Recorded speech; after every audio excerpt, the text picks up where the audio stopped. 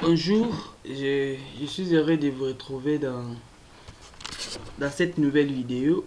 Nous allons parler de NetBeans Java.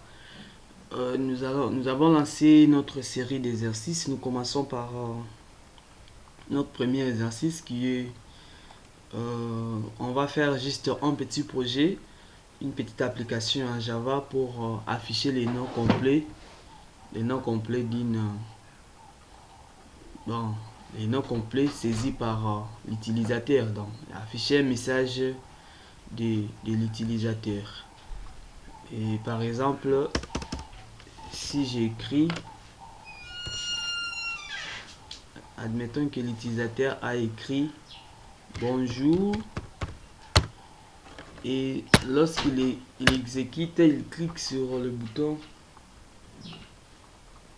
d'afficher et que le programme puisse nous générer encore ces mêmes bonjour là. Donc c'est ça. Alors c'est parti. Qu'est-ce qu'on fait? Au départ, vous allez démarrer votre éditeur de texte IDE. Ok, nous allons commencer par déjà vous devez installer votre JDK et vous installez les NetBeans. Voilà, chez moi c'est déjà installé et c'est déjà la version 15. Une fois c'est installé, vous l'exécutez, vous démarrez les NetBeans. Voilà, mais il faut patienter. Chez vous ça va prendre un peu de temps parce que chez moi c'était déjà démarré. Une fois que c'est démarré, qu'est-ce que je fais?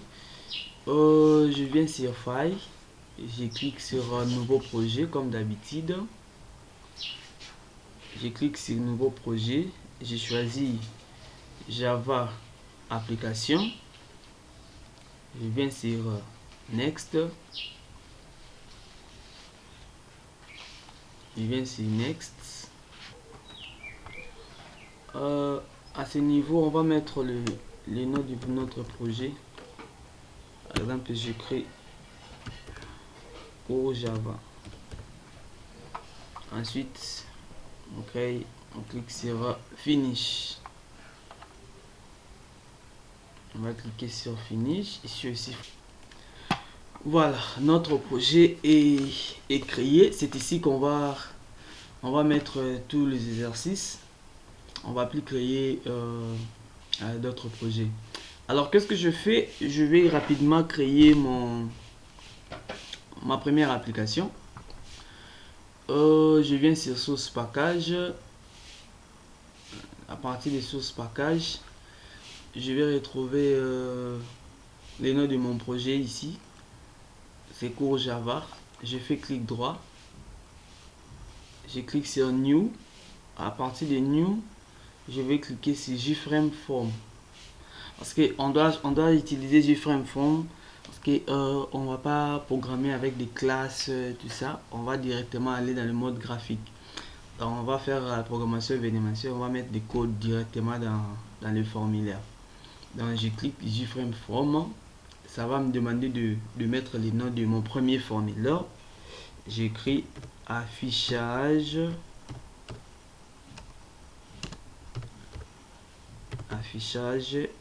Non. Ici on ne supporte pas, ça ne supporte pas les espaces. Affichage, non. C'est bon, je clique sur Finish. Ça c'est juste un petit projet, une petite application. Voilà, ça est là, c'est créé.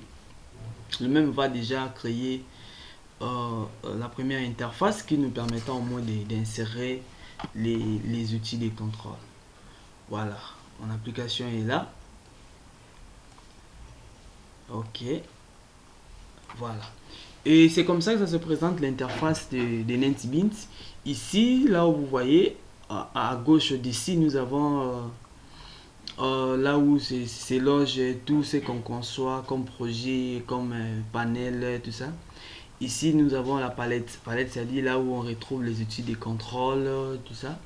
Et ici, c'est la boîte de navigation. La boîte de navigation. Alors, qu'est-ce que je fais? Rapidement, je vais prendre le panel.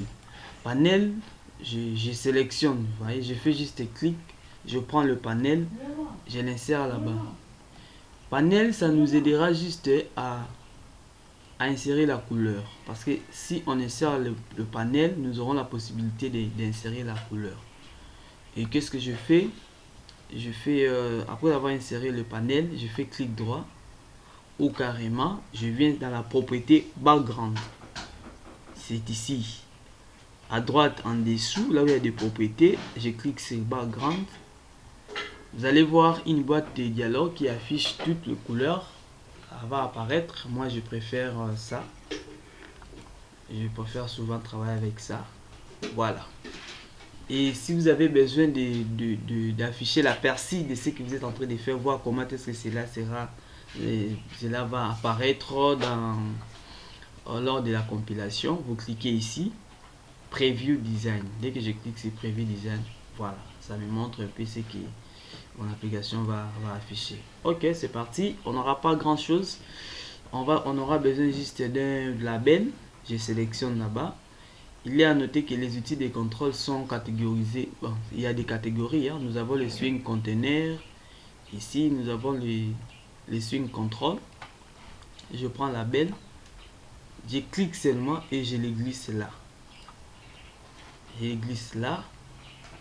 Vous allez remarquer, à chaque fois que vous insérez ces trucs ici, machin, ça affiche. Ça dérange un peu. Il faut l'enlever. Qu'est-ce que je fais? Je fais clic droit. Set là où je clique sur nil. Ok, maintenant là il va plus me déranger. Alors je prends les labels, je fais clic droit, edit test. Donc nous avons deux possibilités de renommer un outil de contrôle. D'abord c'est edit text, c'est pour donner un nom qui sera visible à l'utilisateur. Change variable name, ça nous aidera juste à mettre les noms qui sera visible dans la partie source. Je clique sur edit test. Je peux renommer ça affichage non message. Je donne les noms à mon programme.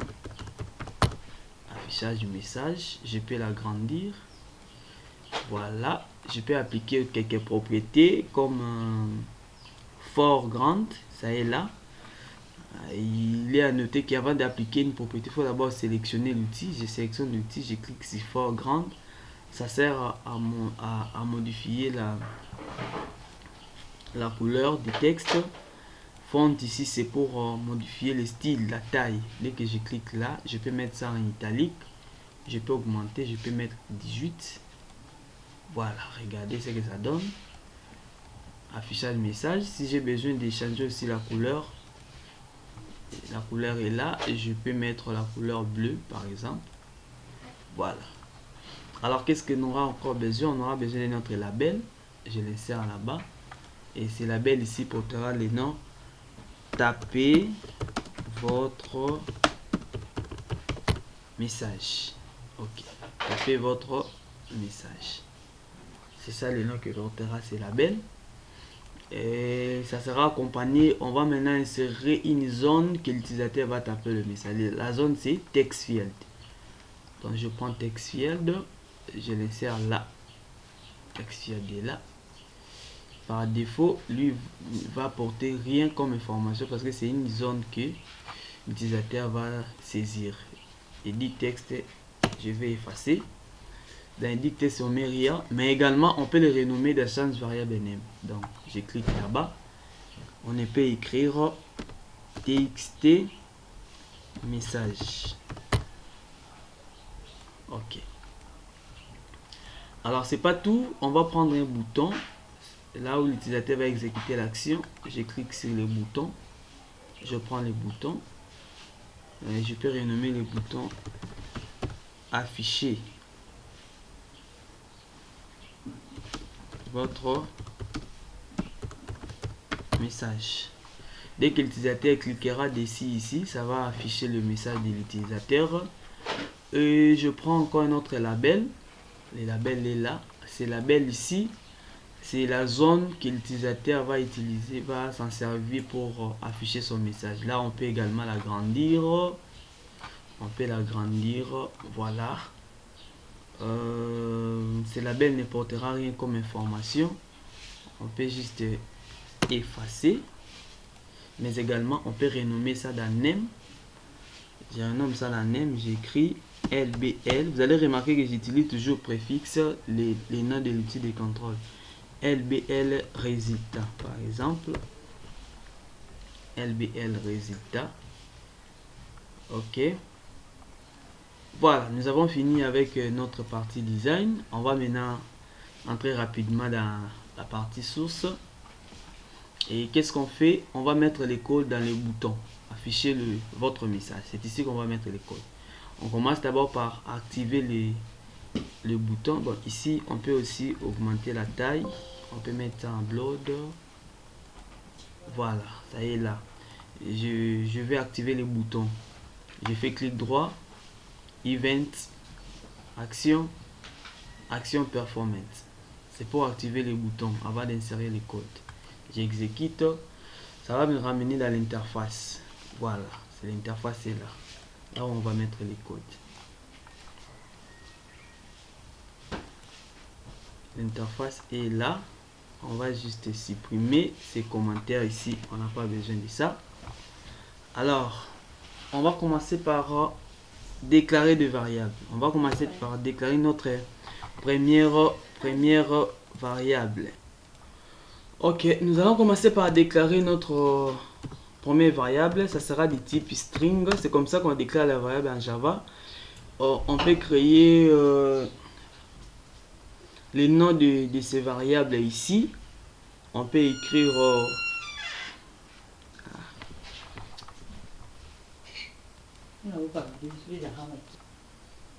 nous avons la variable string. On va mettre le nom de notre variable.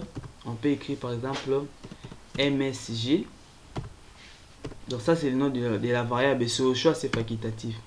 Alors dans cette variable on va affecter la variable ici.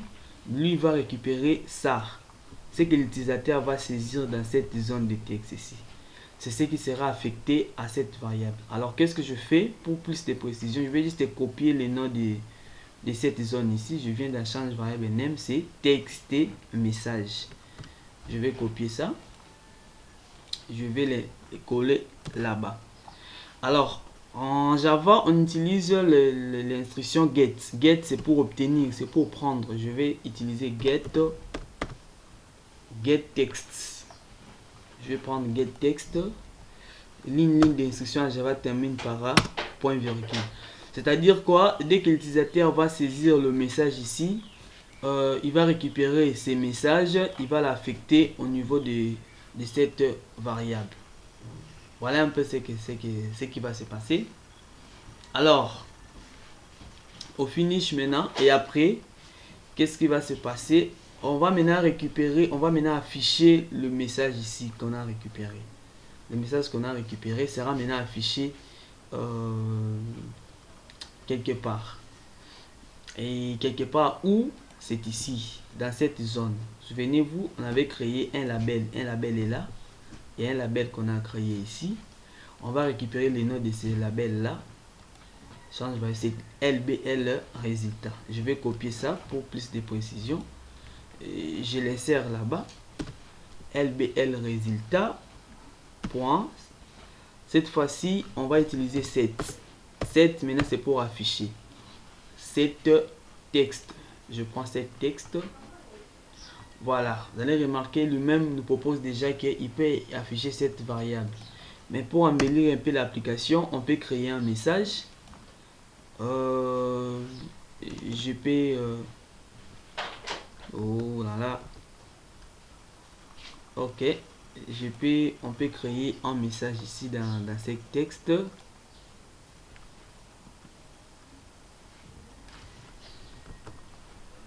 Pour afficher ces messages. Ok, qu'est-ce que je fais? Je vais créer un message juste pour que cela soit un peu très bien avec l'harmonie. Je vais créer juste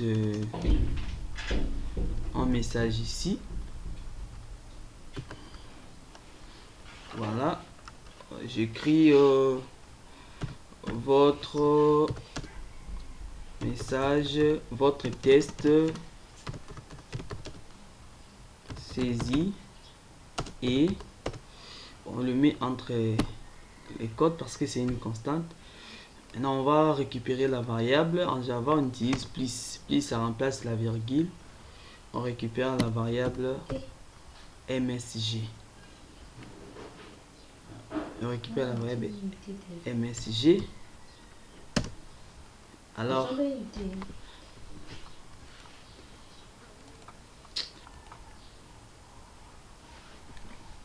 ok, qu'est-ce qui va se passer? Le set ici, il va prendre les textes qu'on a saisis ici, accompagné de la variable MSG. Bon, c'est ça. La variable MSG, bon, c'est là. MSG, c'est ça. Et il va l'afficher dans LBL résultat.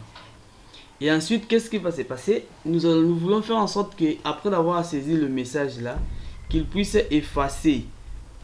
Admettons que c'est ça. Dès qu'on a exécute, on peut avoir ça. Alors dès qu'on clique sur afficher, qu'il puisse effacer les contenus qui est ici pour permettre à ce que l'utilisateur puisse saisir à nouveau. Alors, qu'est-ce qu'on va faire? On va utiliser l'instruction qui sert à effacer, donc à mettre en blanc les termes qui conviennent. On va récupérer les noms de notre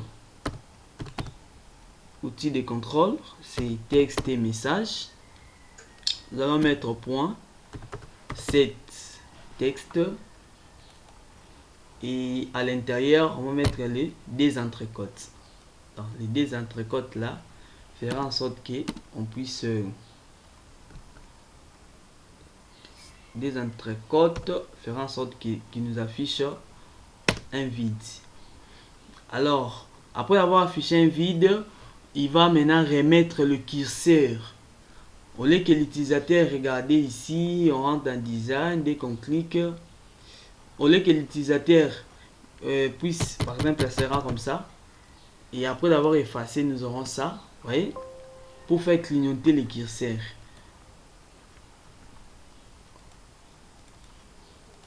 Ok, on va récupérer les noms de l'outil de contrôle et on va ajouter request set focus. Request set focus. Voilà. Donc cette instruction permet juste de remettre les curseurs à la zone sélectionnée. Comme nous avons sélectionné texte et message, dès qu'on exécute, après avoir affiché le message ici, il va mettre ça en blanc. Il va mettre ça en blanc. Et il met en blanc. Et après l'avoir mis en blanc, il va maintenant nous afficher, il va maintenant remettre les curseurs à la première zone. Voilà un peu, n'oubliez pas d'enregistrer. Voilà un peu ce qu'il faut faire pour juste ce petit projet d'affichage des noms. Donc n'hésitez pas de vous abonner et rendez-vous à la vidéo prochaine.